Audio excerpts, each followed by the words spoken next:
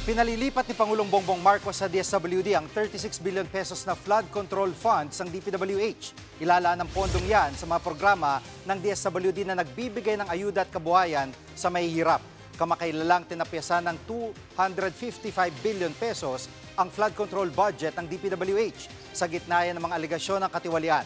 Nauna ng plano ng Pangulo na ilipat ang pondo sa iba pang mga sektor. Dahil sa karagdagang pondo ng AIX program, dadami ang ating mga kababayan na matutulungan sa panahon ng emergency tulad ng madaliang operasyon, pambili ng maintenance o gamot at iba pang mga gastos. Mga kapatid, Jig Manikad po, pagdating sa mahalagang balita sa loob at labas ng bansa, dapat una sa lahat, mag-follow at mag-subscribe na sa social media pages ng News 5.